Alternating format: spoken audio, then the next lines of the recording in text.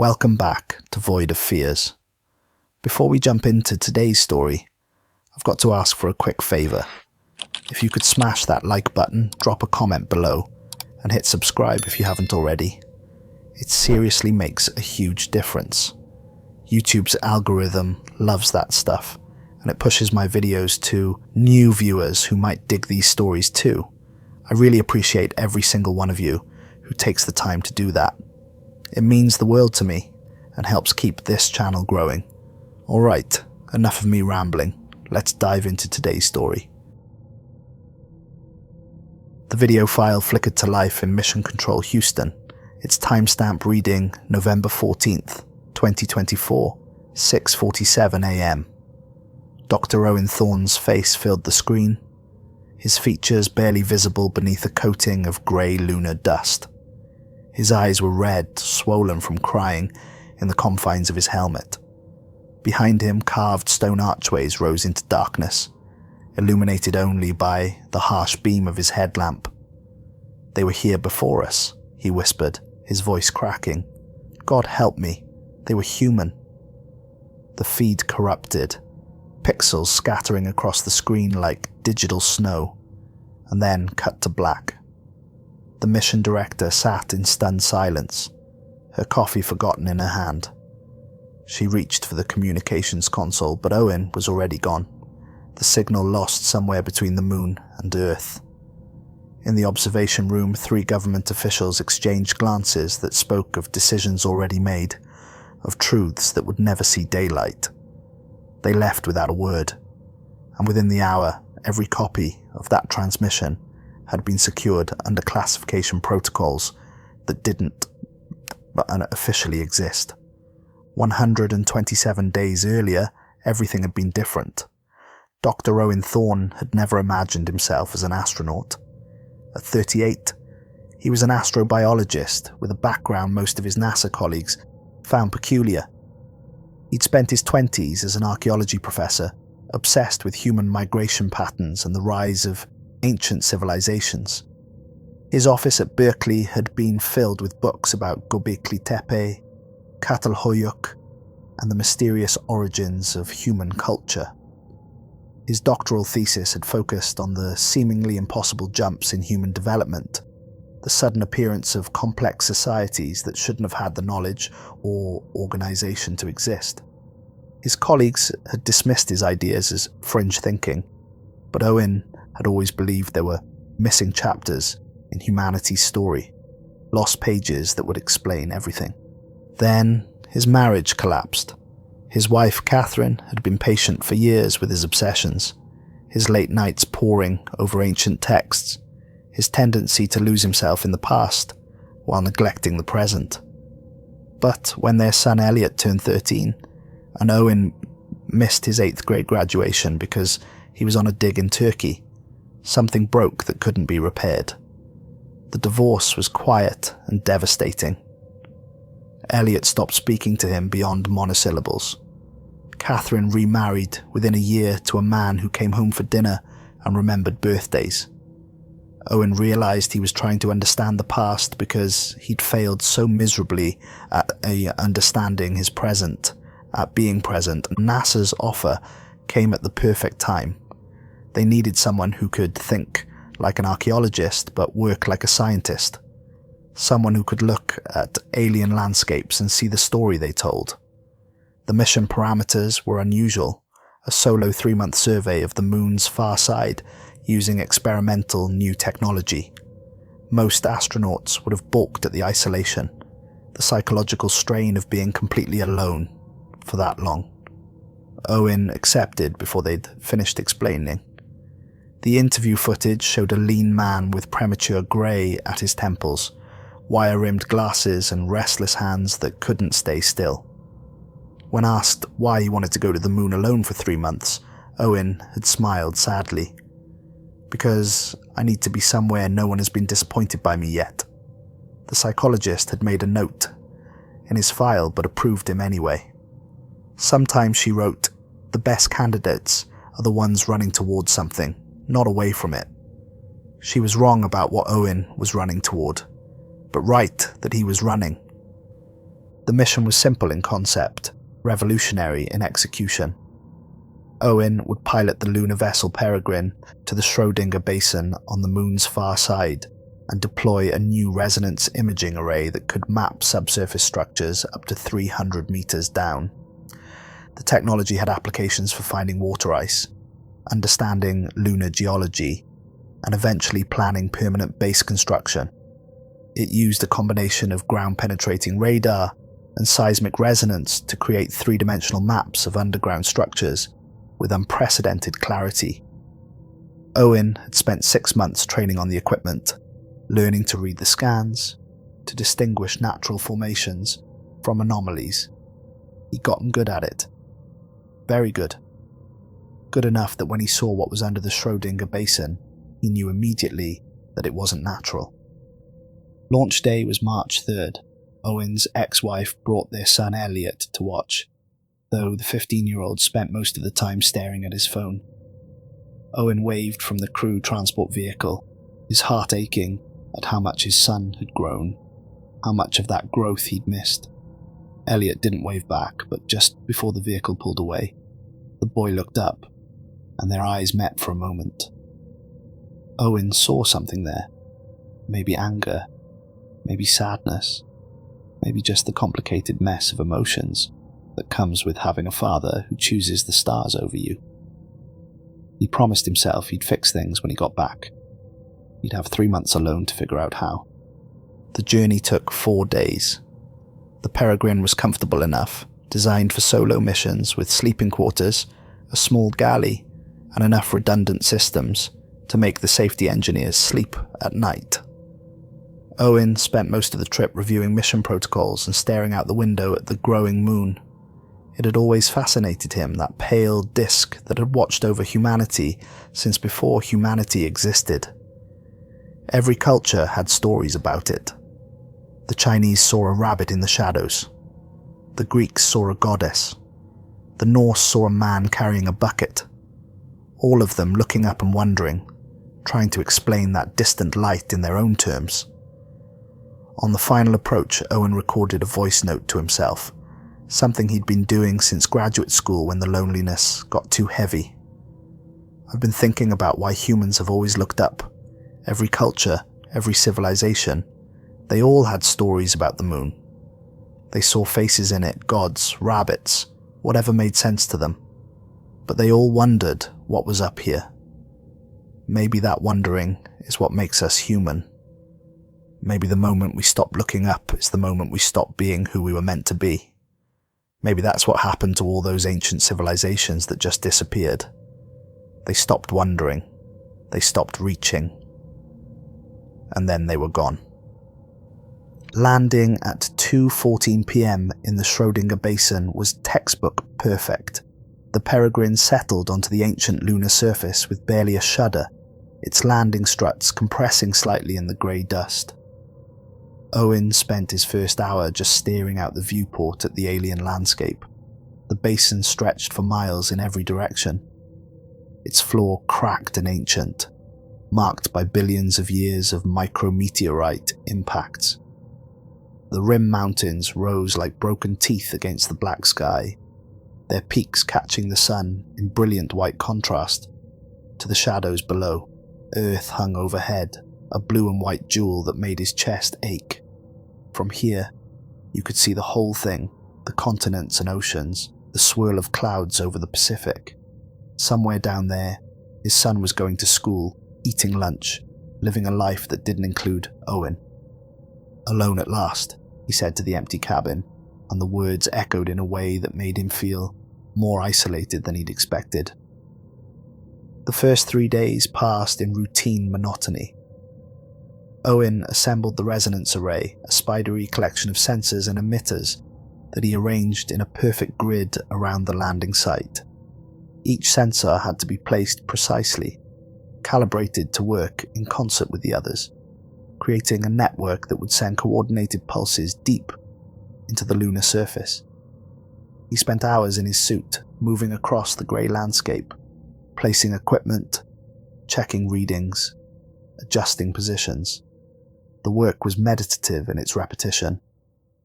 and Owen found himself falling into a rhythm. Place sensor, check calibration, move to next position, repeat.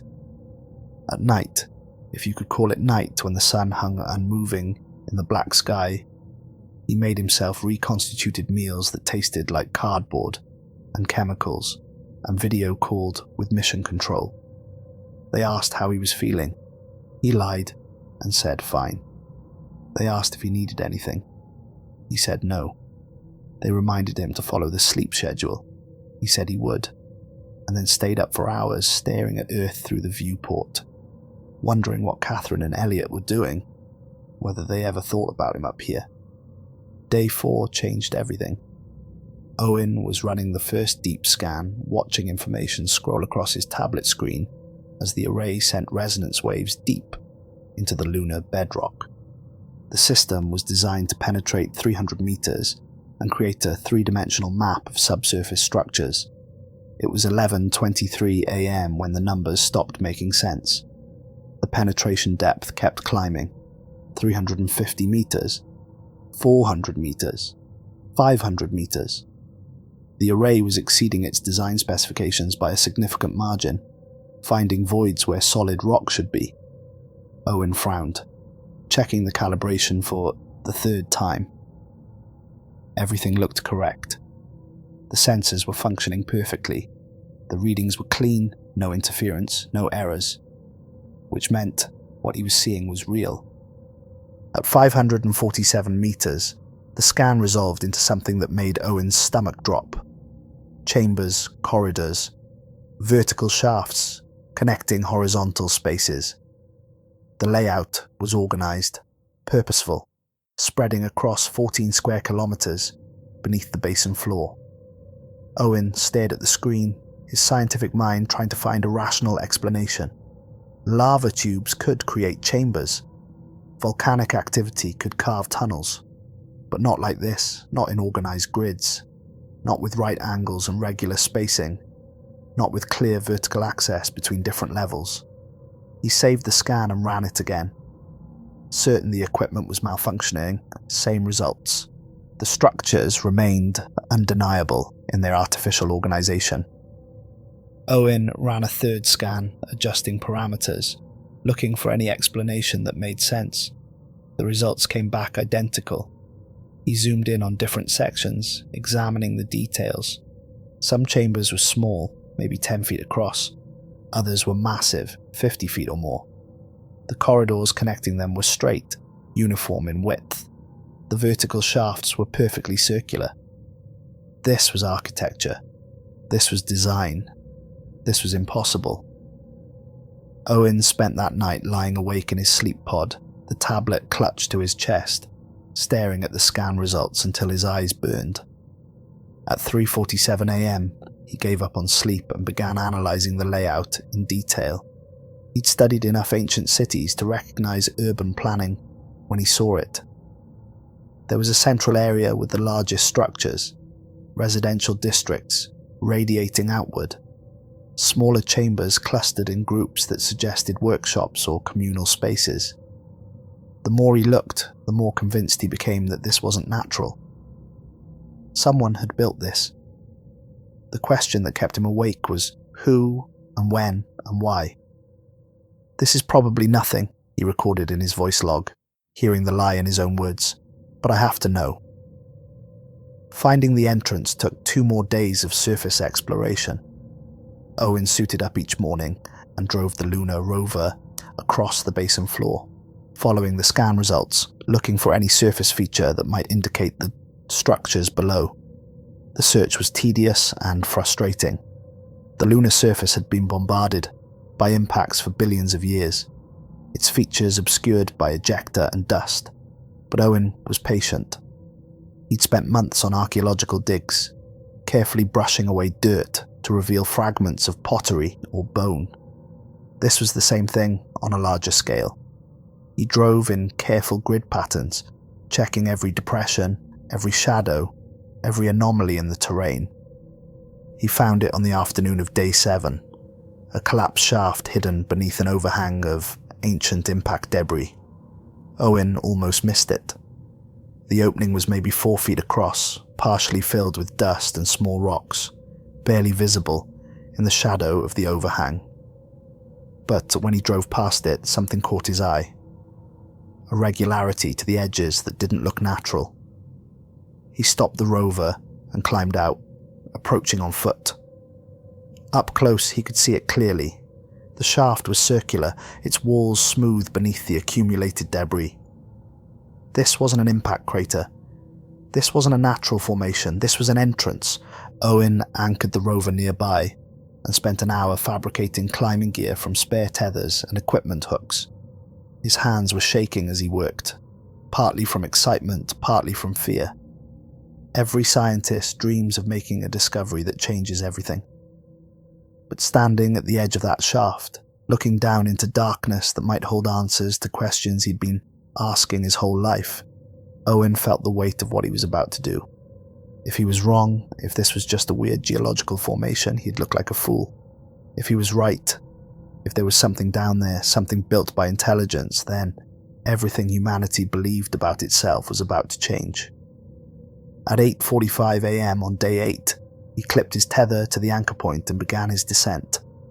The helmet camera captured everything, though Owen wouldn't watch the footage until much later, wouldn't see how his hands trembled as he fed out line, how his breathing accelerated as the walls changed.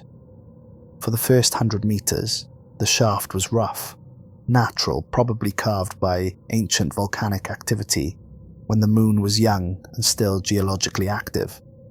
The walls were pocked and irregular, showing the flow patterns of lava that had cooled billions of years ago. Owen descended slowly, checking his equipment, making sure the tether was feeding properly. At 120 meters, his glove brushed against the wall, and he felt the texture change. He stopped, playing his headlamp across the surface. The walls had become smooth. Not smooth like water erosion, but smooth like someone had deliberately worked them. Tool marks were visible in the light, long gouges that ran vertically, parallel to each other, the signature of careful, repeated carving. Owen's breathing grew louder in his helmet as he descended further, his scientific detachment crumbling with each meter. At 200 meters, the walls were perfectly vertical, worked smooth with an accuracy that would have impressed modern engineers. At 300 meters, he saw the first carved marking, a simple geometric pattern, circles within circles etched into the stone. At 400 meters, the shaft widened slightly, and he saw what might have been handholds carved at regular intervals, a ladder of sorts, though sized for someone roughly his height. At 500 meters, Owen stopped descending and just hung there, rotating slowly in his harness, his mind struggling to process what his eyes were seeing. This wasn't natural. This had never been natural. Someone had carved this shaft, had worked stone on the moon hundreds of thousands, maybe millions of years ago. Someone who needed handholds because they climbed the way humans climbed. At 540 meters, his headlamp illuminated something impossible, and Owen felt his worldview shatter like glass. The shaft opened and into a corridor, not a cave, not a lava tube, but a hallway, carved with precision from lunar bedrock. The walls were perfectly vertical, meeting the floor at exact right angles. The ceiling was a consistent 8 feet overhead, flat and even. Doorways opened at regular intervals along both sides, each one exactly 6 feet tall and 3 feet wide. The proportions immediately familiar because Owen walked through doorways like that every day on Earth. He hung suspended in his climbing harness, rotating slowly, his light sweeping across the scene, and felt tears begin to stream down his face inside his helmet. Everything was covered in a thick layer of grey dust, undisturbed for God knew how long. The silence was absolute, broken only by his own ragged breathing and the soft hiss of his oxygen recycler. "Someone built this," he whispered, his voice barely audible over the suit's systems. "Someone like me." Owen unhooked from his tether and dropped the last few feet to the corridor floor. Dust puffed up around his boots in the minimal gravity, settling slowly in clouds that caught the light like silver smoke. He took a step forward, then another, his gloved hand trailing along the wall. He could feel the texture even through the suit material, smooth stone, precisely carved, with the faint marks of tools still visible if you looked closely. This wasn't done with lasers or advanced technology. This was chisel work, patient and skilled, the kind of work that took time and effort and accumulated knowledge passed down through generations. The corridor stretched 50 feet before opening into something larger. Owen walked forward in a daze, his mind struggling to process what his eyes were seeing, trying to reconcile the impossible reality with everything he thought he knew about human history. At the end of the corridor, he emerged into a plaza, and what he saw there would change him forever, would haunt his dreams and define the rest of his life. Buildings rose on all sides, carved from the living rock of the moon itself. Not structures, not formations, but buildings, in the truest sense of the word. Some were single-story, basically stone huts carved from the bedrock, simple but functional. Others reached 20 feet high, multi-level constructions with their facades marked by windows and doorways, all sized for human proportions. The plaza itself was maybe 200 feet across, roughly circular, with corridors branching off in 4 directions like spokes on a wheel. Owen stood in the center and slowly turned in a circle, his headlamp revealing piece by piece the impossible truth. This was a city, an underground city carved from the moon itself, built to human scale, designed for human habitation. The buildings showed clear architectural principles: load-bearing walls, arched doorways for strength, buttresses supporting upper levels. Whoever built this understood engineering, understood the properties of stone, understood how to create stable structures that could last. He raised his camera and began documenting, his hands shaking so badly the footage would later be almost unwatchable, his breathing harsh and rapid in his helmet. "Mission Control," he said, his voice cracking. "Are you receiving this feed?" There was a 6-second delay, those eternal seconds while the signal travelled from the moon to Earth, and then the response came, confused and uncertain. "Owen, we're seeing it. What are we looking at?" "I don't know," Owen said, tears streaming down his face inside his helmet, fogging the bottom of his visor. "I don't know, but someone built it. Someone like us built it." The response from Mission Control was immediate and urgent. "Owen, maintain your position. We're analysing the feed. Do not proceed further until we've assessed the situation." But Owen was already moving, already exploring, drawn forward by a compulsion he couldn't name. He'd spent his entire adult life searching for evidence that humanity's story was bigger than we believed, that there were missing chapters, lost civilizations, forgotten truths, and now he was standing in the proof, walking through an ancient city on the moon, and nothing could have stopped him from seeing more. He explored for 6 hours that first day, documenting everything, trying to maintain some semblance of scientific detachment, but failing completely. It was impossible. Every doorway he looked through, every chamber he entered, revealed more evidence of habitation, of human habitation. The craftsmanship was extraordinary. No advanced technology visible, no mysterious power sources, no incomprehensible alien machinery, just masterful stonework that would have impressed the builders of Machu Picchu, or the Hippogeum, or any of the great megalithic structures on Earth. Whoever lived here had understood load-bearing arches, ventilation principles, water management, and architectural proportion. But more than that, they'd understood aesthetic beauty. The buildings weren't just functional, they were elegant, with subtle curves and decorative elements, carved around doorways and windows, small touches that served no purpose except to please the eye. Owen found a building that appeared to be a workshop, and here the evidence of human occupation became undeniable. Large stone benches dominated the interior, their surfaces scarred with countless cuts and impacts. Grinding stones sat in corners, still showing the curved wear patterns of repeated sharpening. Drainage channels were carved into the floor, leading to collection basins that had long since dried. The room spoke of labour, of craft, of someone spending hours here doing meticulous work. In one corner, Owen found a pile of small stone beads, each one perfectly spherical, no more than a 1/4 inch in diameter. He picked one up, rolling it between his gloved fingers, marvelling at the precision. These weren't made with machines. These were handmade, each one shaped and polished individually. "They made these," he said to his camera, his voice full of wonder. "Someone sat here and made these one at a time. Hundreds of them. For what? Decoration, trade, currency?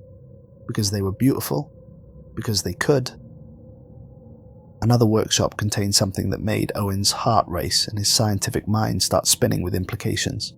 Stone molds of various sizes, arranged on a shelf with careful organization. He examined them carefully, photographing each one, noting the details. They were designed for casting, their interior surfaces too smooth and too precisely shaped to be for stone. The curves were too perfect, the dimensions too exact. Glass, maybe.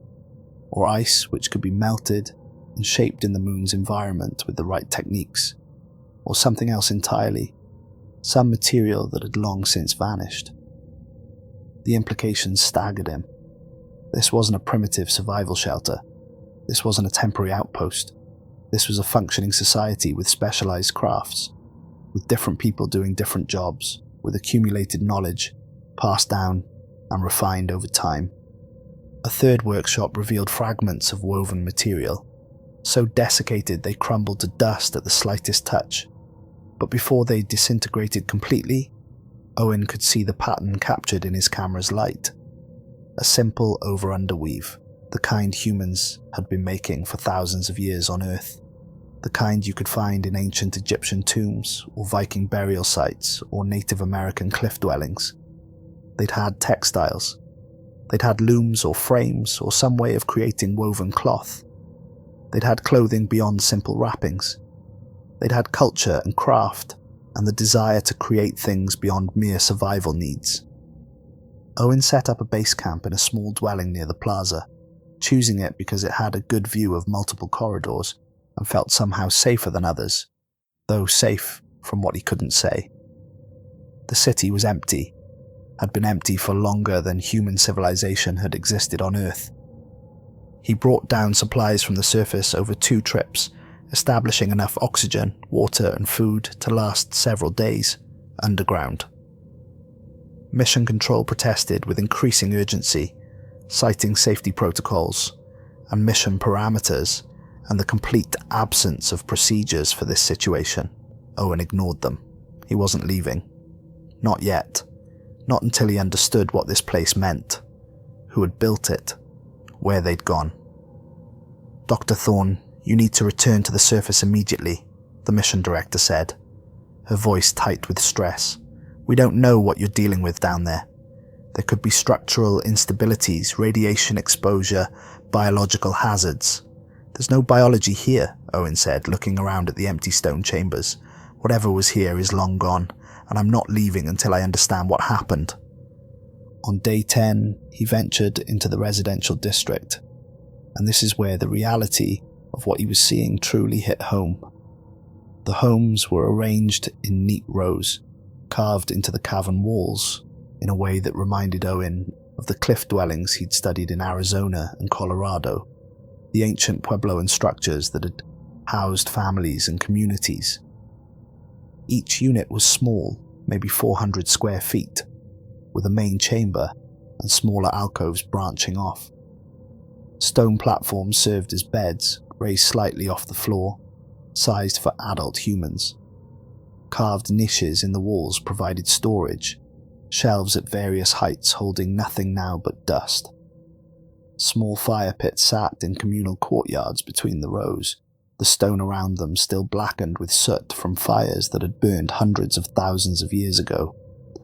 Owen entered one dwelling and stood in the center, slowly turning, trying to imagine it as it had been. This had been someone's home, someone who woke up here, who came back here after working in the workshops or gathering in the plaza, who prepared meals and ate them here, who slept and dreamed here, who maybe sat in the doorway looking out at their neighbours. The sleeping platform was sized for 2 people, wide enough for a couple to lie side by side. A pair of stone cups sat on a shelf, each slightly different in size and shape, clearly handmade by someone who understood the form, but made them individual, unique. One cup was slightly larger, with a thicker base. The other was smaller, more delicate, with a subtle curve to the rim. His and hers, Owen thought, and had to sit down because his legs were shaking. In another home, Owen found drawings scratched into the wall, near the floor, about 3 feet up, the height a child would reach. Simple stick figures holding hands, the kind of drawing a child makes in any culture, in any time period. A larger figure, 2 medium figures, a small figure, a family. Next to it, someone had scratched a circle with radiating lines.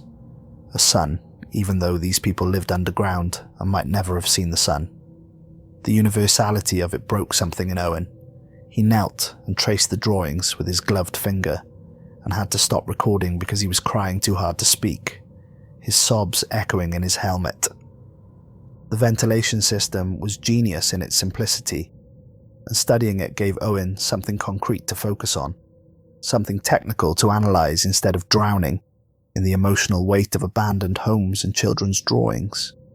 Channels carved through the ceiling connected to vertical shafts that rose all the way to the surface, creating natural air circulation driven by temperature differentials.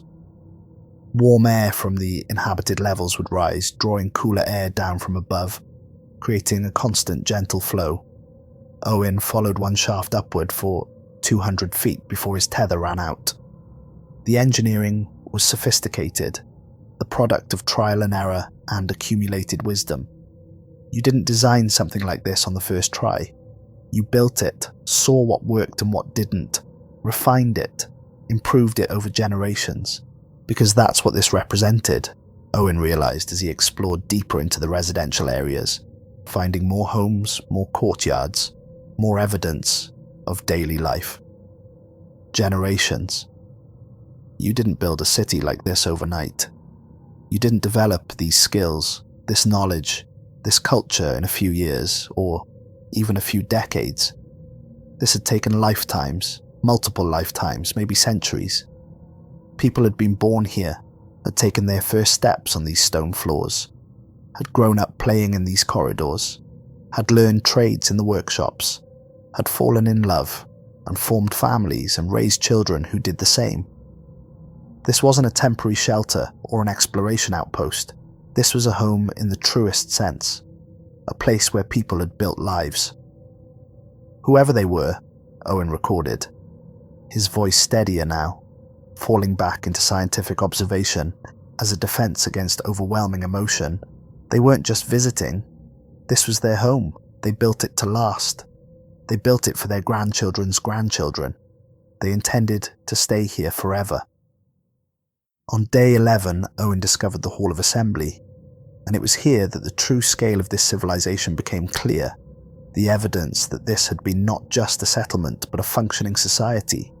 The corridor leading to it was wider than others, perhaps 8 feet across instead of the usual 4 or 5, and its walls were carved with repeating geometric motifs. Circles within circles, spirals that reminded Owen of ancient Celtic designs, lines radiating from central points like stylized suns or stars. The patterns repeated with variations, suggesting meaning, possibly language, possibly just decoration, but clearly deliberate and significant. He followed the corridor for 100 feet, documenting the carvings, noting how they changed subtly as he progressed, the spirals becoming more complex, the circles more numerous, as if building towards something. The corridor opened into the largest space Owen had yet found, and he stopped in the entrance, overwhelmed by the scale and ambition of it. The cavern was natural, or partly so, a massive bubble in the lunar bedrock, that someone had recognized and expanded and shaped into something magnificent. Tiered seating had been carved into the walls in a full circle, rising 30 feet from the floor, in concentric rings like a Roman amphitheatre. Owen estimated it could hold 500 people, maybe more if they packed in tightly. The acoustics were remarkable. When he spoke, even in a whisper, his voice echoed perfectly, audible from every section of the space, every seat. Someone had understood acoustic engineering, had shaped the space deliberately to carry sound. At the center of the floor was a raised platform, circular, about 6 feet in diameter, worn smooth by countless feet standing on it over the years. Owen climbed onto it carefully and looked up at the empty seats, his imagination filling them with people, with faces looking down, listening, responding. This was where they gathered.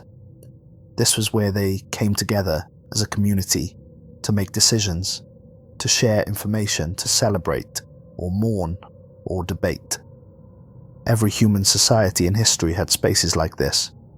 The Greek agora, the Roman forum, the Native American council circles, the New England town halls, the need to gather, to come together and participate in communal life, seemed hardwired into human nature, and these people, whoever they were, had felt that same need, and created this space to fulfill it. Stone pillars supported the ceiling in 12 locations, arranged in a perfect circle around the central platform, and each one was carved with the same geometric patterns Owen had seen in the corridor leading here.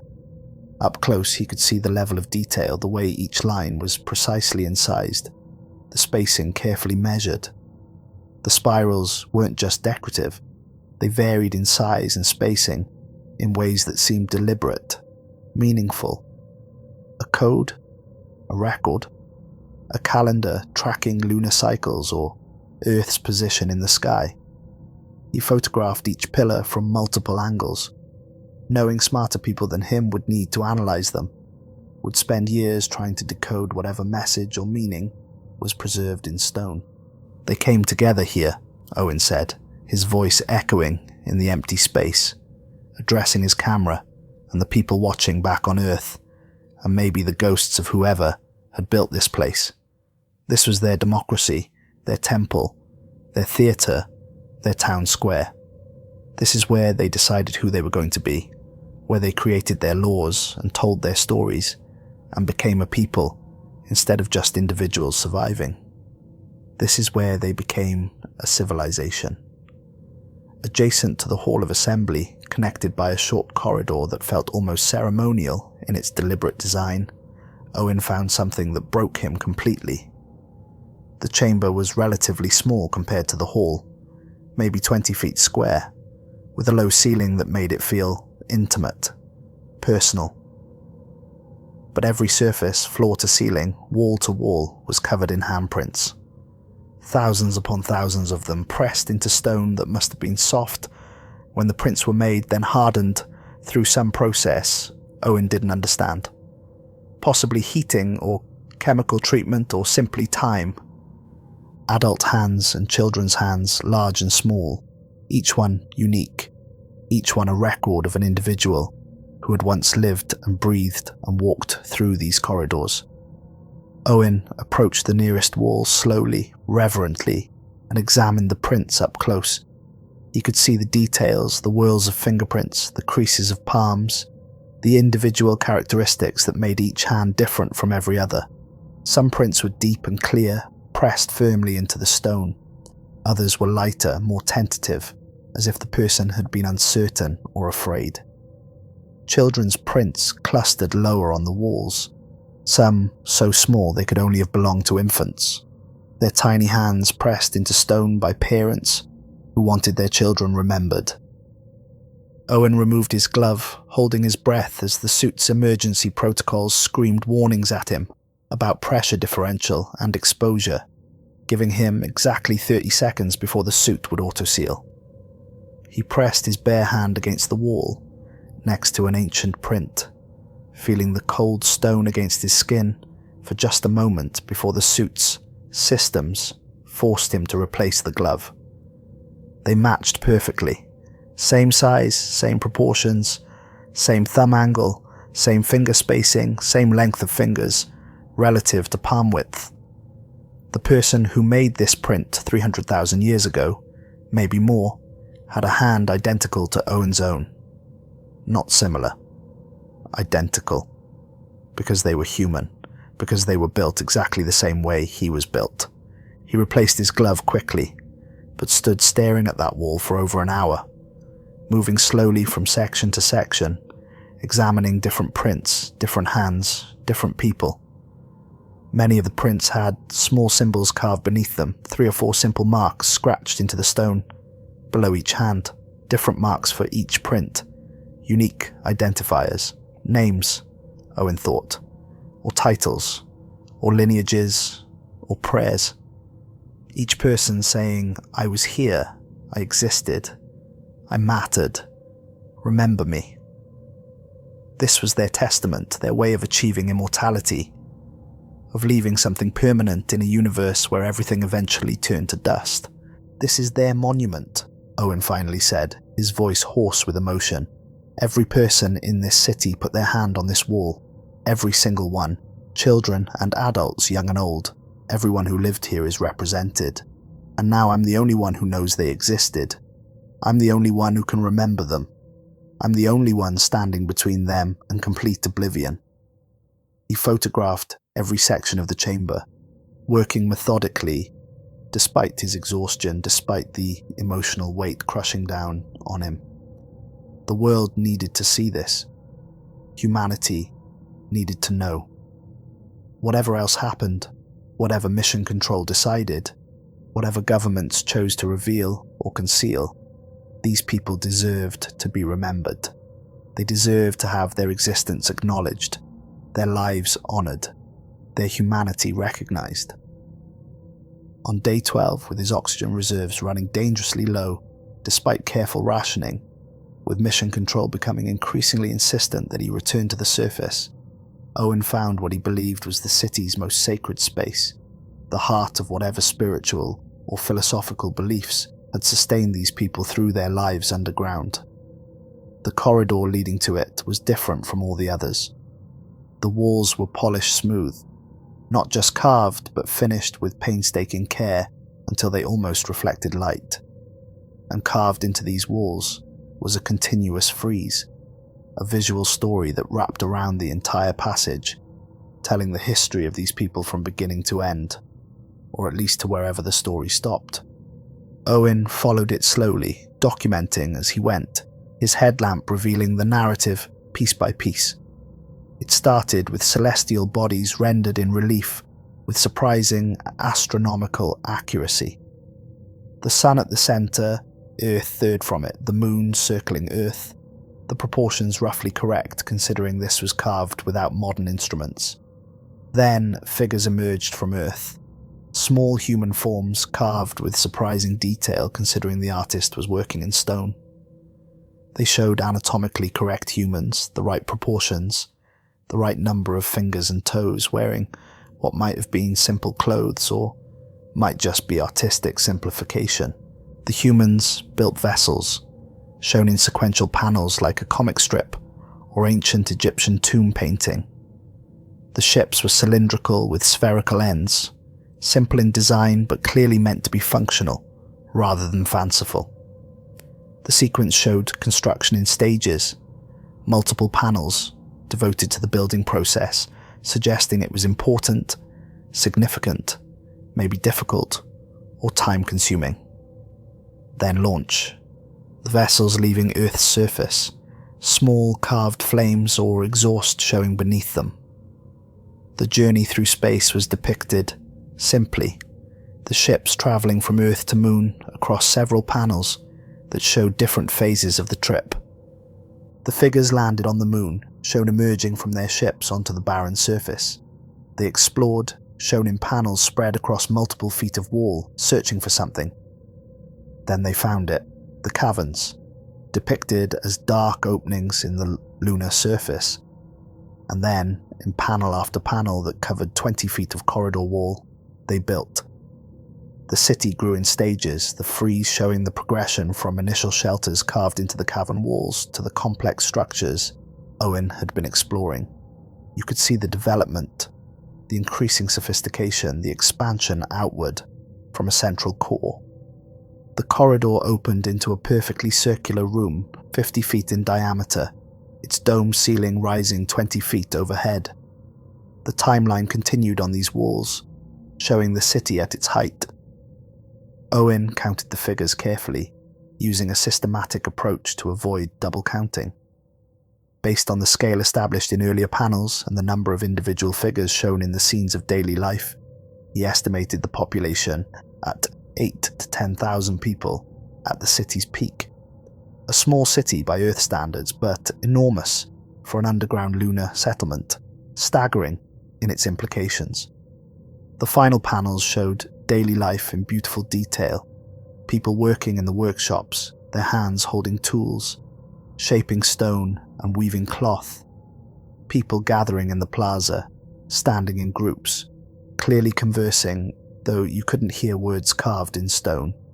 Ceremonies in what Owen recognized as the Hall of Assembly, figures standing on the central platform with seated figures all around. Celebrations with all the figures, holding hands in circles, engaged in what might have been dancing or ritual or both. There were families, adults and children together. There were individuals going about solitary tasks.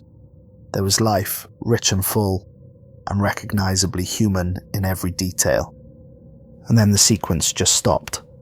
The remaining wall space was blank, uncarved, rough stone that had never been shaped or smoothed.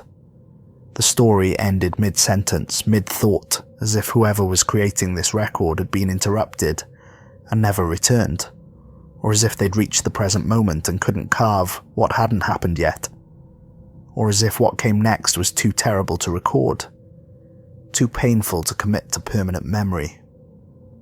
Owen traced the last carved panel with his gloved fingers, feeling the sudden transition from worked stone to raw rock, the boundary between recorded history and unknown future. They came from Earth, he breathed, his voice barely a whisper in the enclosed space. This wasn't first contact. This wasn't ancient aliens. This wasn't some other species that evolved parallel to us. They were already human when they came here, fully human. They built ships and traveled through space and established a colony on the moon. And they did it hundreds of thousands of years before we thought it was possible. This was escape. But escape from what? That was the question that gnawed at Owen as he stood in that circular chamber, as he studied the panels showing humans leaving Earth. The scenes of departure showed many ships, dozens maybe, suggesting this wasn't a small expedition, but a mass migration. What could drive thousands of people to leave Earth, to abandon a living world for a dead one? What could be terrible enough to make life underground on the moon preferable to life on the surface of Earth? And where did they go? Because the city was empty. Completely, utterly empty. Owen had explored for days and found no remains, no bodies, no signs of disaster or violence or disease. Just empty dwellings and abandoned workshops and a timeline that ended without explanation. The city showed no signs of hasty departure, no scattered belongings or tools left in mid-use. It looked like everyone had simply walked away one day and never come back, taking everything they could carry and leaving only what was carved from the stone itself. Owen stood in that circular chamber for 3 hours, photographing every inch of the timeline, trying to understand, trying to piece together a story that made sense. His oxygen gauge dropped into the red zone, its alarm a constant beep in his helmet that he'd learned to ignore. He knew he was running out of time, that his stay underground was measured now in hours, rather than days. But there was one more place he needed to see, one more discovery that would haunt him forever. On day 13, Owen made the discovery that would break his heart and change how he understood everything about this lost civilization. Following a side corridor he hadn't yet explored, one that branched off from the residential district and led deeper into the complex, he found a chamber whose purpose was unmistakable the moment his headlamp illuminated its interior. Stone cradles lined the walls, 43 of them, each carved with meticulous care and decorated with simple geometric patterns, the same circles and spirals that appeared throughout the city. They were sized for infants, no more than 2 feet long and a foot wide, with raised sides to keep a baby from rolling out and smooth interiors, worn by use, polished by the weight of children who had once slept here. Some cradles contained tiny carved figures, baby dolls preserved perfectly in the airless environment. The dolls were simple but recognizable, human infants wrapped in swaddling, their features minimally detailed but clearly meant to represent babies. The craftsmanship spoke of love, of parents creating toys for their children with whatever materials they had available. Other cradles held small stone tablets covered in etchings. Owen examined one carefully, photographing it from multiple angles, noting every detail. The symbols meant nothing to him, an unknown writing system he had no way to translate, but the format was clear. A larger symbol that appeared repeatedly in the same position, probably a family name or lineage marker. Then smaller symbols that varied, possibly given names. Then what might have been dates, repeating number patterns in the counting system he'd seen throughout the city. Birth records, he thought, or blessing stones, or prayers carved by parents hoping their children would be safe and healthy and live long lives. The walls had once been painted, the evidence clear despite the fading and deterioration. Faint traces of pigment remained in the protected corners and carved recesses, blues and greens that reminded Owen painfully of Earth's oceans and forests. They'd painted this room with the colours of home, trying to give their children some connection to a world they might never see, might only know through stories passed down by parents who remembered the blue sky and green grass and the feeling of wind carrying the scent of rain. Someone had spent hours mixing pigments and applying them carefully to these walls, creating a space that was more than just functional, that was beautiful and comforting and meant to make babies feel safe. In one corner, Owen found a carved mobile that had once hung from the ceiling, its attachment point still visible in the stone above. Stone discs showing the phases of the moon, 8 of them strung on what might have been sinew or plant fibre or woven cord, all of it long since disintegrated, leaving only the carved discs lying in a pile on the floor. Someone had carved these, had spent the time to shape each phase accurately, from new moon to full and back again. They'd hung it above their baby's cradle and watched it turn slowly in the air currents from the ventilation shafts, watched their infant's eyes track the moving shapes, introducing their child to the cycles of the world above, even while living in perpetual underground darkness. Owen clutched one of the discs in both hands and wept. Not the quiet tears he'd shed before, not the professional grief of an archaeologist, documenting vanished lives, but deep, racking sobs that shook his whole body and made it hard to breathe inside his helmet. These weren't aliens. These weren't some other species that coincidentally looked like humans. These were humans, exactly like him, with the same drives and needs and loves. They were raising babies in the dark, under tons of rock, on a dead world 240,000 miles from the planet where humans evolved. They were making toys for their children. They were painting walls with colours that reminded them of home. They were singing lullabies, telling stories, doing all the small acts of love that parents have done since the beginning of humanity. "What were you so afraid of?" he asked the empty room, his voice breaking. "What was so terrible on Earth that you had to come here? That you had to raise your children in caves without sunlight? That you had to live without sky? Or seasons, or the simple pleasure of feeling wind on your face? What drove you away from a living world to a dead one? What was worth giving up everything natural and good just to be safe?" No answer came. only the sound of his own breathing and the persistent beep of his oxygen alarm, now critical, telling him he had maybe 4 hours of air left. Owen forced himself to leave the nursery, though it was one of the hardest things he'd ever done. He wanted to stay, to bear witness, to keep vigil over this memorial to children who had lived and died unknown and unremembered. But his practical mind knew he needed to see everything he could. Before his oxygen ran out completely, he found what appeared to be a record-keeping facility in a chamber near the Hall of Assembly, its shelves lined with thousands of stone tablets organized with clear intentionality. Each tablet was inscribed with symbols in the same writing system he'd seen throughout the city, and studying the organization, Owen could recognize different categories. Some tablets were grouped together, bound with marks on their edges that might have been indexing systems. Others stood alone, apparently important enough to warrant individual storage.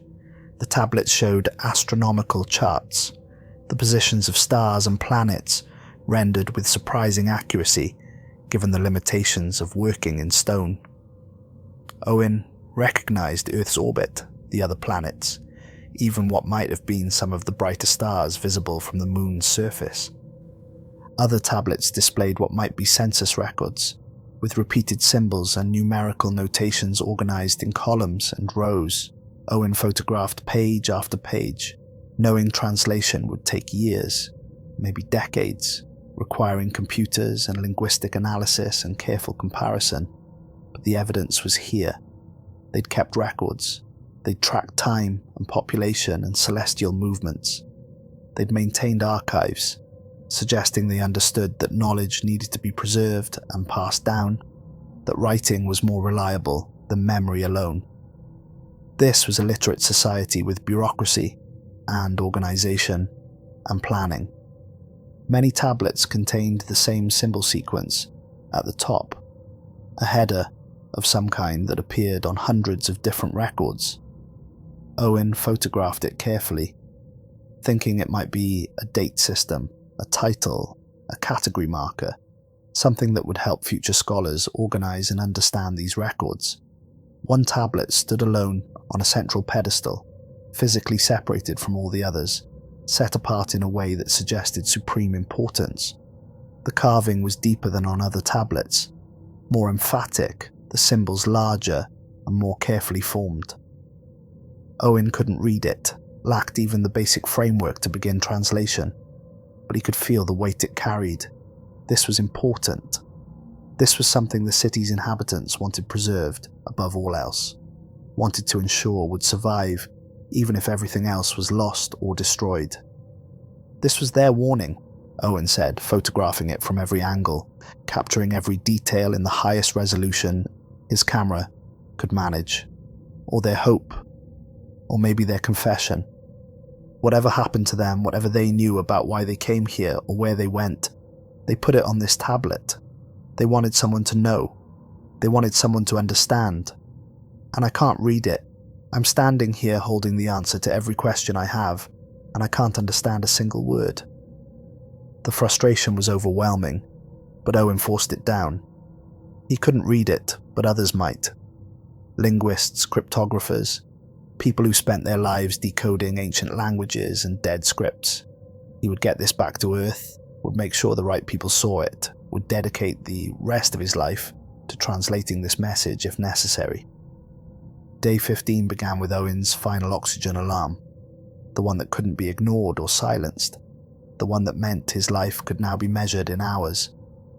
The persistent beep had changed to a solid tone, indicating he had 8 hours of breathable air remaining in his tanks.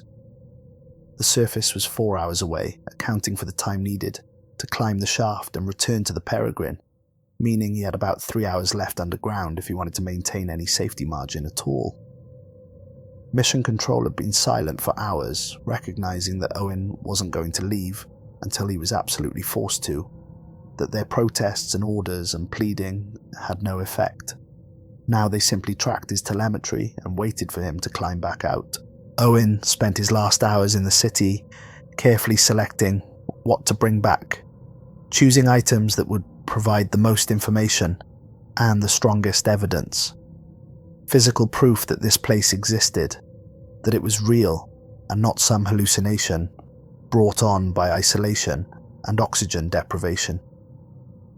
He chose one tablet from the library, one of the smaller ones that he could fit in his sample container, covered in script that might someday be translated. He took rubbings of key carvings using paper from his mission journal, pressing the paper against the Genesis timeline and marking it with graphite from a pencil, creating impressions he could study later. He filled every sample container with dust from different locations, carefully labelled, hoping that analysis might reveal biological traces, might extract DNA or chemical signatures that could tell him something about the people who lived here. From the nursery, he took one of the small carved dolls, wrapping it carefully in padding made from spare fabric torn from his mission coveralls. It seemed wrong to take it, like robbing a grave, but Owen wanted people on Earth to see it, to hold it, to understand that these weren't abstract ancient people, but parents who loved their children enough to carve toys for them. His final stop was the Genesis chamber, as he'd come to call the circular room. With a timeline carved on its walls, Owen placed his mission patch on the central pillar, removing it from his suit and pressing the adhesive backing against the ancient stone. The NASA logo looked absurdly modern against the hand-carved surface, bright blue and red against grey stone. It read, Dr. Owen Thorne, Earth, 2024. We came back for you. He stood there, his headlamp illuminating the carved figures of humans building a city on the moon, hundreds of thousands of years before his own species would supposedly achieve spaceflight, and tried to find words adequate to the moment, adequate to the weight of what he'd discovered and what it meant. I'm sorry, he finally said, his voice steady despite the emotion churning inside him. I'm so sorry we forgot you. I'm sorry you lived and died here in the dark, that you built this beautiful city and raised your children and created a civilization, and no one on Earth knew. No one remembered. All your names are lost. All your stories are lost. Everything you were is gone except these empty rooms and silent corridors. But I know now. I've walked your streets and touched your walls and seen the evidence of your lives. And I swear to you, I'll make them understand. I'll make them remember.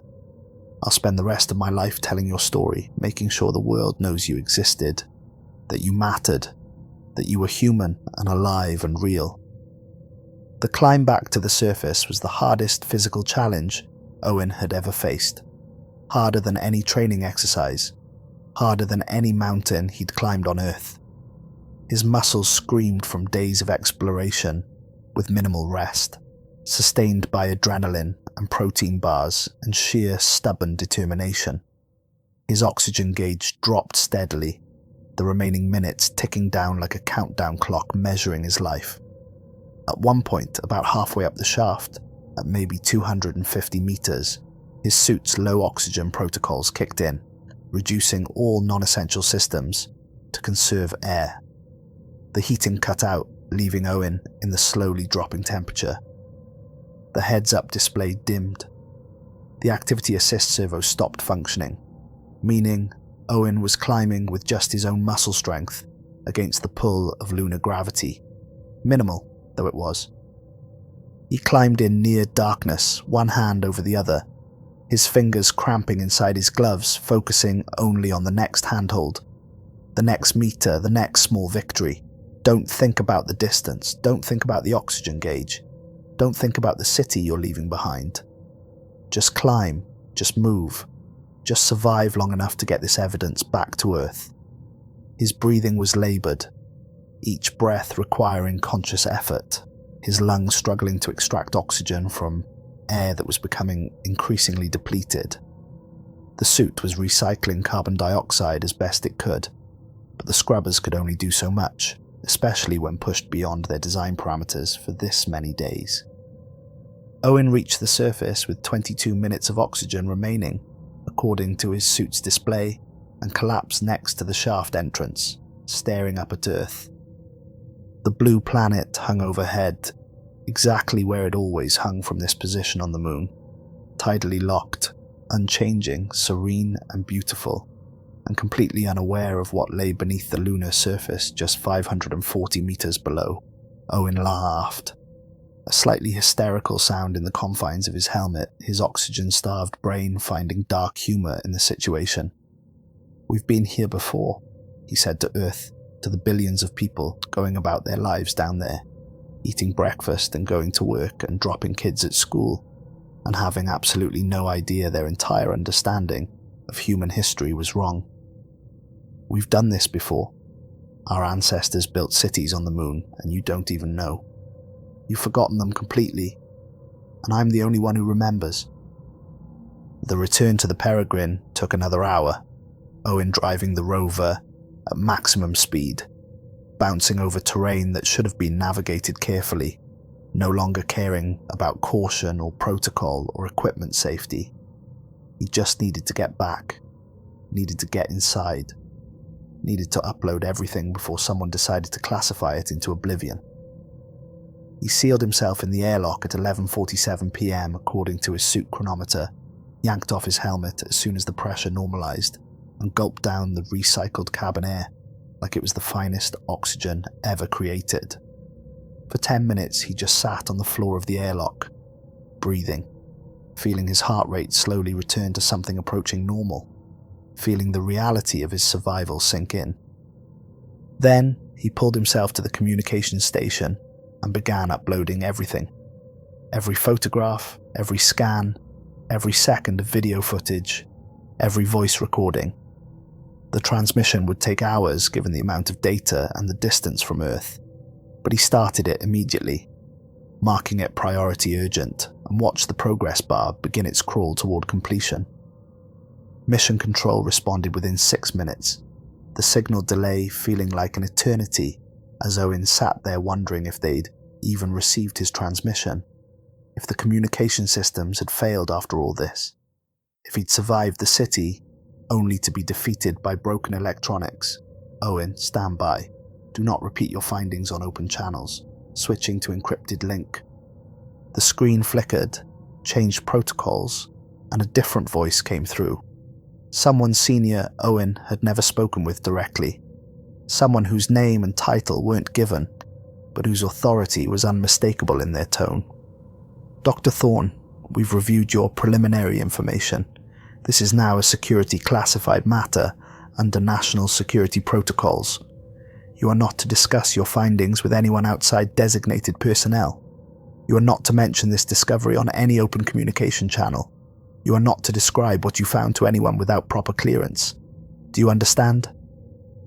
Owen stared at the screen, exhausted beyond measure, still high on surviving his near-death climb, his mind struggling to process what he was being told.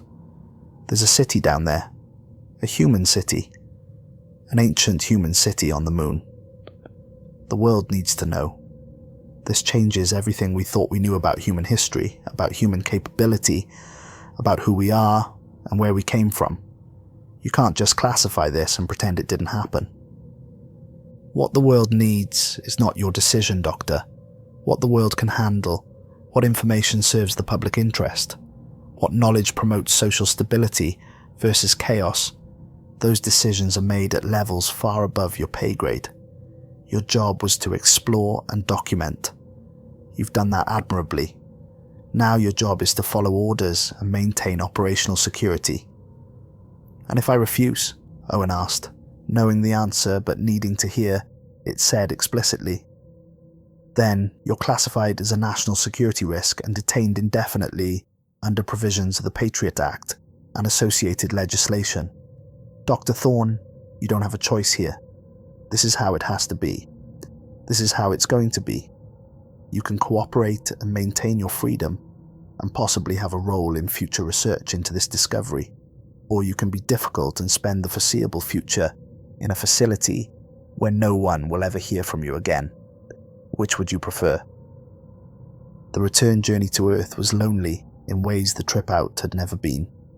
Owen spent the 4 days replaying his footage, making notes, trying to process what he'd seen and what it meant for humanity's understanding of itself. He wanted desperately to call his son, to tell Elliot about the handprints and the nursery, and the evidence that humans had been so much more than we ever imagined. But the communications restrictions held, enforced now by encryption and monitoring, that made it impossible to send any message that wasn't approved by people Owen would never meet. He was alone with the greatest discovery in human history, carrying evidence that would rewrite every textbook and challenge every assumption, and he wasn't allowed to share it with anyone. He thought a lot during those 4 days about the people who'd built the city, about what had driven them to the moon, about where they'd gone. The Genesis timeline showed them leaving Earth, but it didn't show why. What could be terrible enough to make thousands of people abandon a living world for a dead one? What threat or disaster or catastrophe could drive humanity to the moon in an age when we supposedly had nothing more advanced than stone tools? Owen had studied enough ancient history to know that human civilization had ended repeatedly, that great societies had collapsed and disappeared, leaving only ruins and questions. The Bronze Age collapse, the fall of Rome, the Myar abandonment, Göbekli Tepe buried deliberately and forgotten. History was full of amnesia, of knowledge lost, and achievements forgotten. But this was different.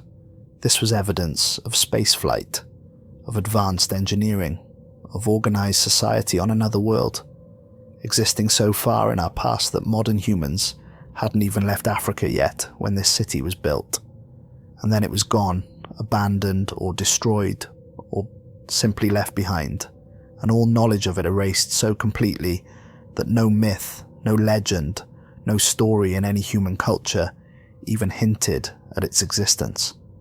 That kind of forgetting didn't happen by accident. That took deliberate effort, active suppression, maybe catastrophe, so complete that it killed everyone who knew the truth. The possibilities terrified Owen, more than the empty city had. Landing back on Earth was surreal. Owen had expected crowds, media, at least some acknowledgement of what he'd found. Instead, the peregrine was met by a small team in biocontainment suits who escorted him directly to an isolated medical facility without allowing him contact with anyone else. 2 weeks of quarantine followed, standard procedure for lunar missions, but this felt different. The isolation was more complete. No visitors, no phone calls, no internet access. Just medical tests and debriefings and long hours alone with his thoughts. The medical team never mentioned the city, never asked about his experiences underground, just checked his vitals and took blood samples and made notes on tablets they never let him see. Serious debriefings began on day 16 of his return. Teams of specialists interviewed him separately, different people each time, going over every detail of his discovery with meticulous attention. Owen described the descent into the shaft, the first corridor, the plaza with its buildings. He described the workshops with their stone tools and grinding wheels and evidence of craft specialization. He described the residential district with its neat rows of dwellings and communal courtyards, and fire pits still blackened with ancient soot. He described the Hall of Assembly with its tiered seating and perfect acoustics and stone pillars covered in geometric carvings. He described the handprint chamber where thousands of ancient humans had pressed their hands into soft stone, leaving their mark, demanding to be remembered. He described the Genesis timeline, showing humans leaving Earth in cylindrical ships, finding the caverns, building the city in stages over what must have been generations. He described the nursery with its stone cradles and carved dolls and painted walls, and had to stop several times because he couldn't speak through the emotion.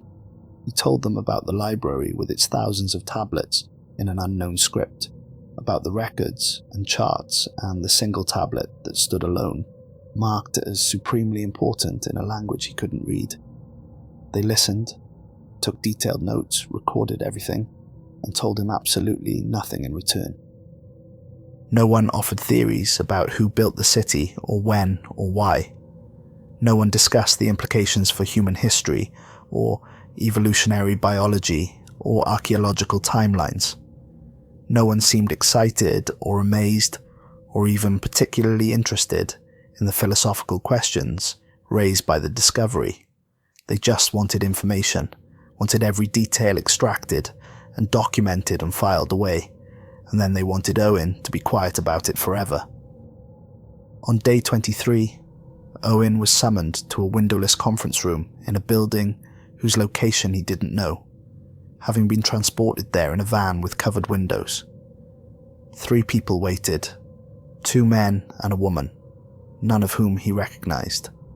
They didn't introduce themselves, didn't offer names or titles or affiliations. The woman in the center spoke first, her voice professional and completely devoid of warmth. "Dr. Thorne, your discovery is remarkable and raises significant questions about human history and our understanding of our own origins. After careful consideration by relevant government agencies and in consultation with international partners, we've decided that public disclosure at this time would be premature and potentially destabilizing to social order." Owen stared at her, his exhaustion from weeks of isolation and debriefing making it hard to process what he was hearing. Premature. I found evidence that humans lived on the moon 300,000 years ago, maybe more. That they had spaceflight and advanced engineering and organized society when we supposedly had nothing but stone, tools and fire. That changes everything we know about human history, human capability, human origins. It means our entire understanding of who we are is wrong. You can't just classify it and pretend it didn't happen. We're not pretending anything didn't happen, Doctor. We're managing the release of information in a responsible manner that protects public welfare and maintains social stability. What you mean is you're covering it up. The woman's expression didn't change, didn't show any emotion at all. We're protecting humanity from information it isn't ready to process. Imagine the social disruption, the religious implications, the geopolitical consequences of announcing that humans have been to space before, that we've built cities on other worlds, and then somehow lost that knowledge completely, that everything we teach in schools about human development is fundamentally wrong. That our entire historical narrative is fiction. The questions it raises are more dangerous than the answers it provides. Questions like what? Owen asked, leaning forward. Questions like, how did they get there? Where did they get the technology? Why did they leave Earth? Where did they go when they abandoned the city? What happened to cause such complete amnesia that no human culture anywhere on Earth has any memory or legend or myth about this? Those questions? Precisely those questions, the woman said, because we don't have good answers, Dr. Thorne. We don't know how pre-modern humans achieved spaceflight. We don't know what drove them to the moon.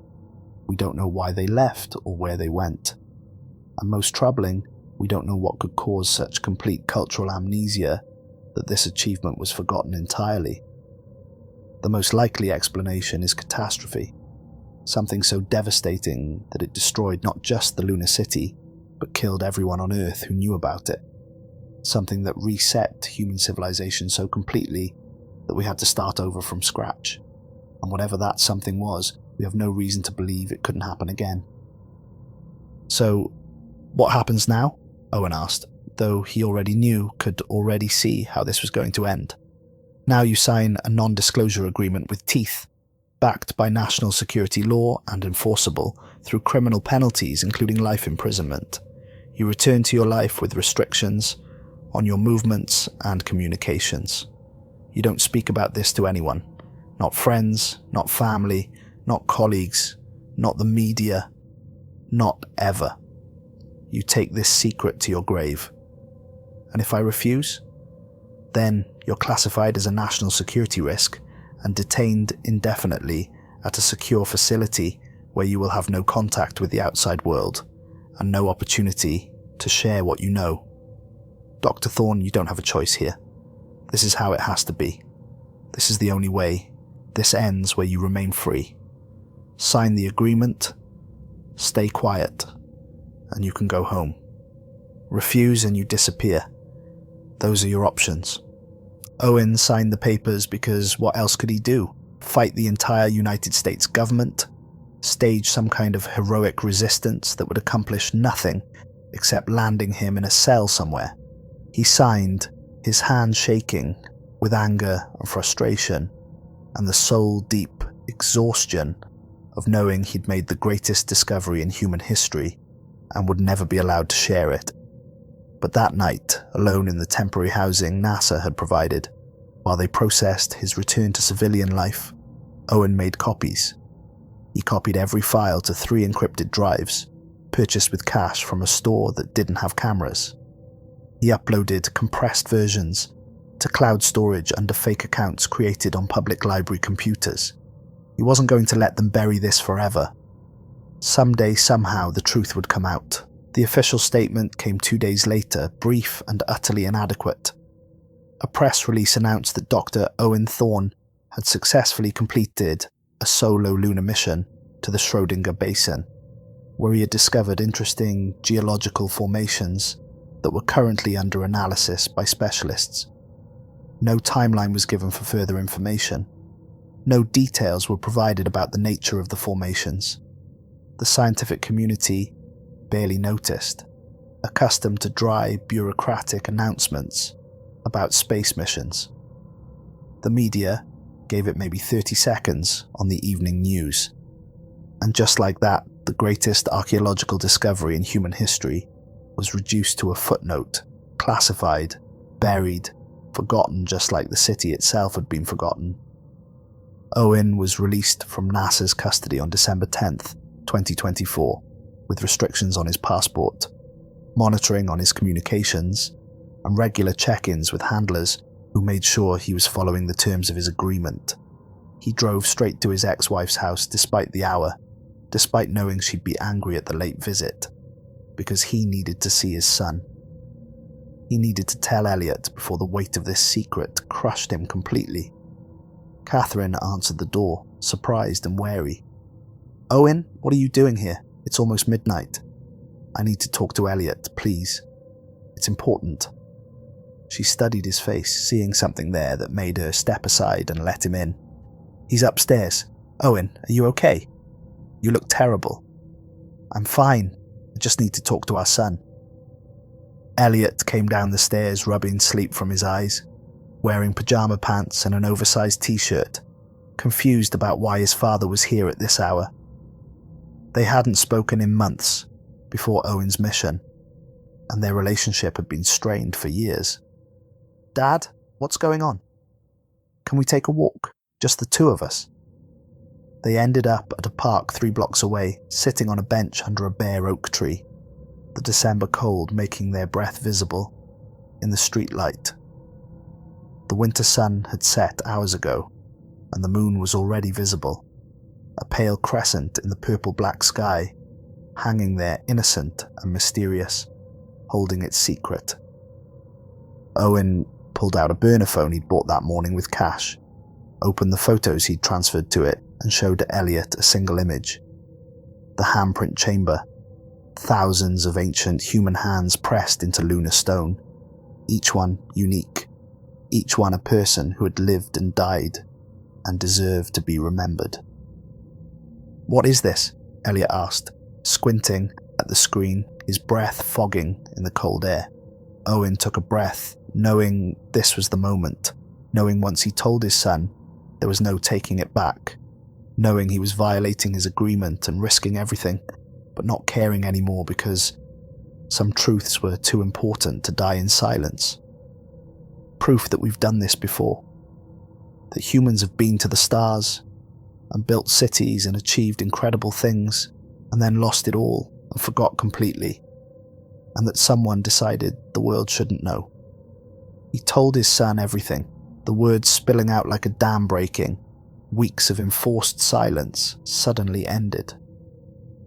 The descent into the shaft 540 meters below the Schrödinger basin the corridor that opened into a plaza, surrounded by buildings carved from lunar rock, the workshops with their tools and grinding stones and evidence of specialized crafts, the residential district with its neat rows of dwellings where families had lived for generations, the hall of assembly where thousands gathered to make decisions and share stories and become a community, the handprint chamber where every person pressed their hand into stone and said, "I was here, remember me." The Genesis timeline showing humans leaving Earth in simple cylindrical ships, fleeing something or seeking something, finding the caverns, building the city in stages over lifetimes. The nursery with its stone cradles and carved dolls and painted walls, evidence of parents trying to give their children beauty and comfort in the darkness under the moon. Elliot listened in silence, his eyes growing wider with each revelation, watching his father's face in the dim light and seeing the truth there, the weight of what Owen had witnessed. When Owen finished, the boy sat staring at the photograph of handprints for a long time, his gloved finger tracing patterns on the screen. "Why?" he finally asked, his voice quiet. "Why wouldn't they tell everyone? Why would they keep this secret?" Owen looked up at the moon, that thin crescent barely visible against the darkening sky, and thought about how to answer, how to make his 15-year-old son understand the fear that drove government to classify truth. "Because it means we're not special," Owen said slowly. "We're not the first humans to reach for the heavens. We might not even be the first version of humanity. If we've done this before, if we've achieved spaceflight and built cities on other worlds, and then lost it all, if an entire civilization lived and died on the moon, and we forgot them so completely that no myth or legend in any human culture even hints at their existence, then what else have we forgotten? What else have we lost? What knowledge did we once have that's gone now? What capabilities did we once possess that we've had to rediscover? And most terrifying of all, what happened to cause such complete amnesia? What disaster or catastrophe could be so devastating that it not only destroyed the lunar city, but killed everyone on Earth who knew about it? That reset human civilization so completely, we had to start over from nothing. "That's why they're scared," Elliot said softly, understanding dawning on his young face. "Not because the discovery is amazing, but because the implications are terrifying. Because those are questions they can't answer, because not knowing is worse than never asking." "Yes," Owen said, feeling a surge of pride in his son's insight. "And because if it happened once, it could happen again. If some event in our past was catastrophic enough to erase all knowledge of lunar cities and spaceflight, then we're potentially vulnerable to whatever that was, and we don't even know what to watch for, because we don't remember what destroyed us before." Father and son sat on that bench until full dark, until the moon set and the stars came out in full glory, talking like they hadn't in years. The discovery of the city had given them back to each other, had bridged the gap that Owen's absences and obsessions had created, had given them something bigger than their personal grievances to think about. Owen told Elliot about the carved dolls in the stone cradles, about how he'd held one and wept because it meant someone 300,000 years ago had loved their child enough to make them a toy. He told him about the children's drawings scratched into dwelling walls, stick figures holding hands, sun with radiating lines, the universal images of childhood. He told him about the handprint that matched his own perfectly, about pressing his bare hand against the wall and feeling the connection across impossible gulfs of time. He told him about standing in that empty city and feeling the weight of forgotten lives pressing down on him, all those people who'd lived and loved and hoped and been completely erased from history. "They were just people," Owen said, his voice thick with emotion. "Not aliens, not some advanced race, not gods or angels, or anything mythological, just people like us, living their lives, raising their kids, trying to make a home in an impossible place. They worked and ate and slept and fell in love, and had arguments and told jokes and sang songs, and they succeeded at something incredible. They built a functioning city on the moon that lasted for generations, maybe centuries. They created art and kept records, and maintained culture in the most hostile environment imaginable. They were amazing and brave and human, and then they were gone, and no one remembered them, and their incredible achievement was forgotten so completely it might as well never have happened.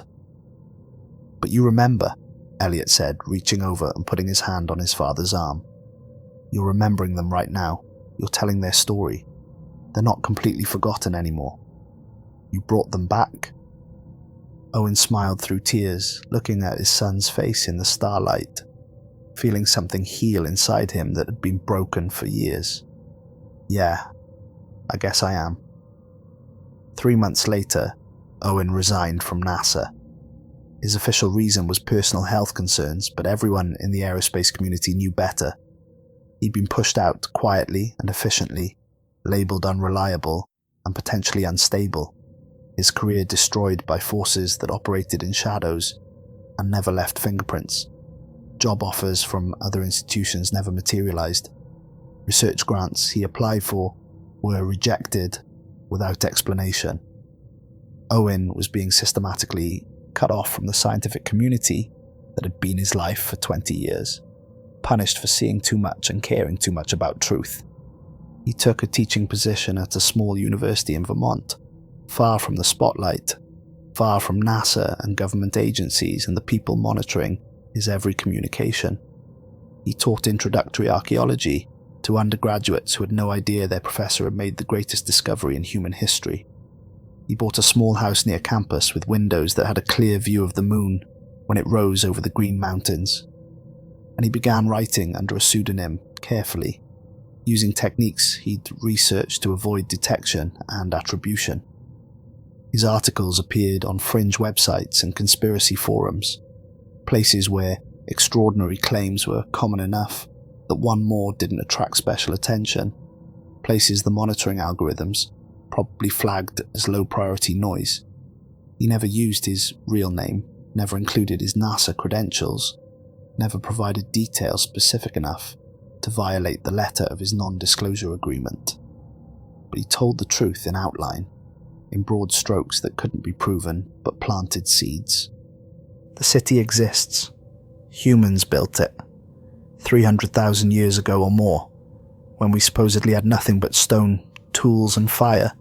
Our ancestors were travelling to the moon and carving cities from lunar bedrock. They lived there for generations. They raised families there. They created a civilization in the darkness under the moon's surface.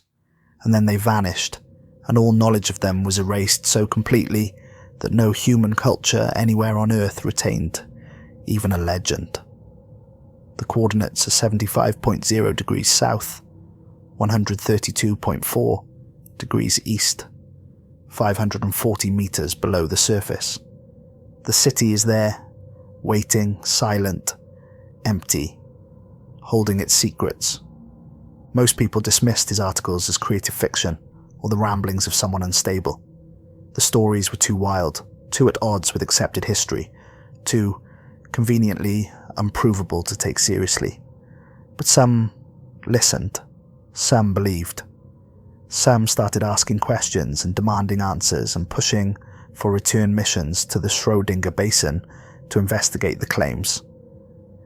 International space agencies received petitions signed by thousands requesting investigation of the coordinates Owen had provided.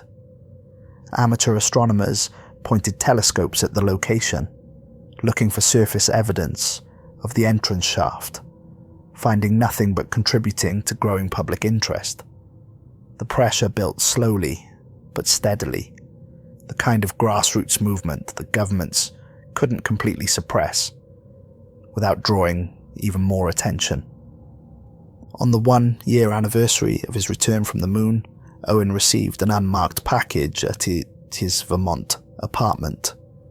No return address, no postage, just a small cardboard box left outside his door sometime during the night. Inside, wrapped in plain paper, was a single object that made Owen's hands shake when he lifted it out. A small stone bead, perfectly spherical, no more than a 1/4 inch in diameter, identical to the ones he'd found in the workshop in the city. No note, no explanation, no message, just the bead. Owen held it up to the light from his window, rolling it between his fingers, feeling the smooth surface worn by hands 300,000 years ago. Someone else knew.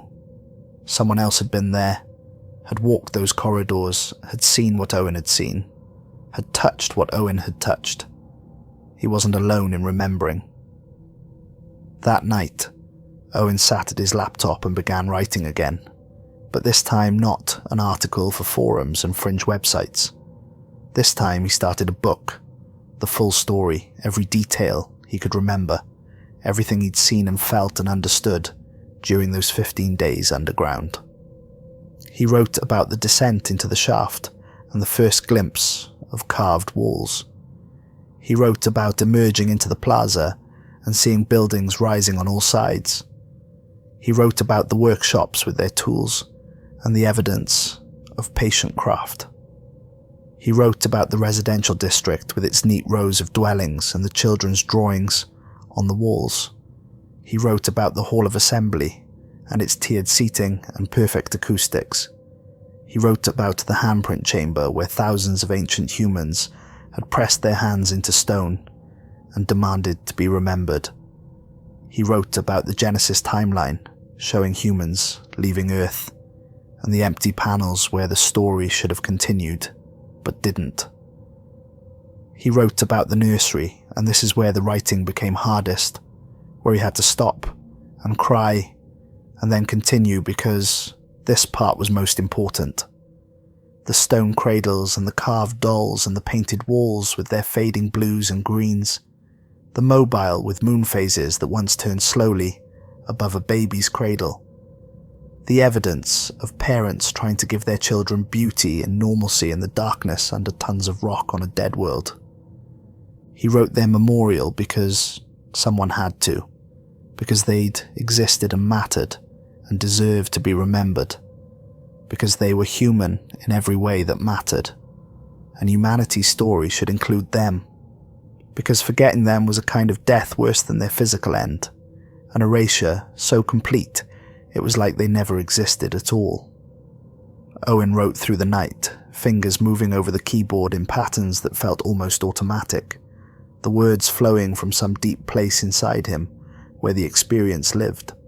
Outside his window the moon rose over the green mountains, its face pocked and ancient and mysterious, showing nothing from this distance of the structures hidden far below its surface. Up there, 540 meters beneath the Schrödinger basin, an empty city waited in the dark. Its plazas were silent, workshops abandoned, homes collecting dust that hadn't been disturbed in 300,000 years. But the handprints remained on the walls, thousands of them, each one unique, each one a person who'd lived and loved and feared and hoped, each one saying the same thing across the impossible gulf of time and loss and forgetting. I was here, I existed, I was human, I mattered, remember me. Owen typed through the night, remembering them all, bearing witness, fulfilling the obligation he'd felt the moment he first pressed his hand against the wall beside an ancient print, and understood that he was the only link between these forgotten people and complete oblivion. As dawn broke over Vermont, painting the sky in shades of pink and gold, Owen saved his work and looked once more at the moon fading in the morning light. He thought about those ancient people who'd carved their hands into stone, who'd built a city in the dark against all odds, who'd raised their children and maintained their culture and achieved something incredible, only to be forgotten so completely that no trace remained in human memory. And somewhere in the deep places of his mind, Owen understood the real terror that kept governments silent, the truth too dangerous to acknowledge. It wasn't just that humans had been to the moon before. It wasn't just that we'd achieved spaceflight 300,000 years ago. and lost the knowledge. It was that they'd gone there to escape something on Earth, something terrible enough to drive an entire civilization into exile, on a dead world. The Genesis timeline showed them leaving Earth, fleeing, not exploring, running from something, not running toward adventure. And whatever that something was, whatever disaster or catastrophe or threat had been so terrible that living underground on the moon seemed preferable to staying on Earth, it might still be here, waiting in our forgotten history, like a monster in the dark, like a ghost haunting humanity's collective unconscious. We'd forgotten it, erased it from our cultural memory, but that didn't mean it was gone. It just meant we didn't know to watch for it. We didn't remember what destroyed us once before.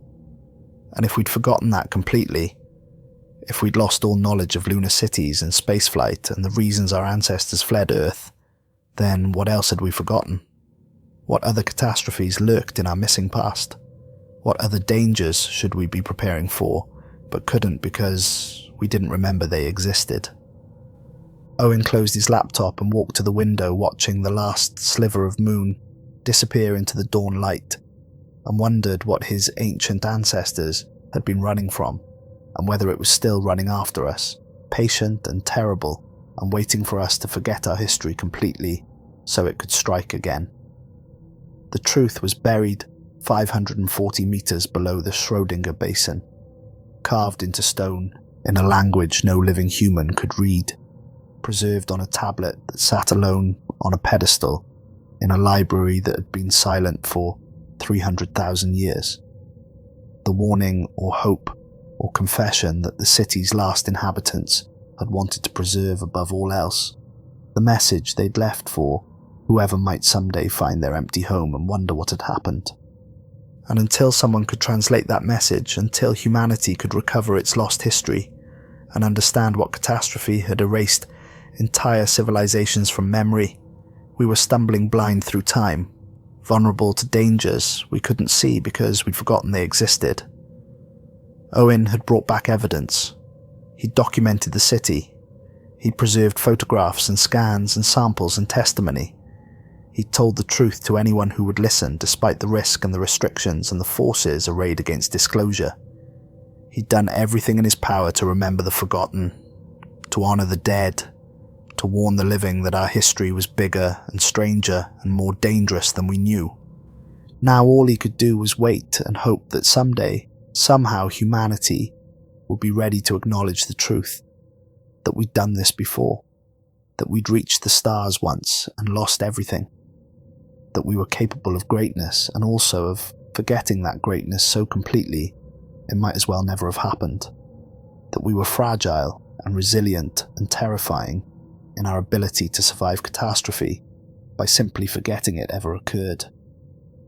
The moon continued its eternal circuit, keeping its secrets, holding its silent city, waiting with infinite patience for the day when humanity would return to the Schrödinger basin, would descend that shaft again, would walk those ancient corridors and press their hands beside the hands of their ancestors, and finally remember who we used to be.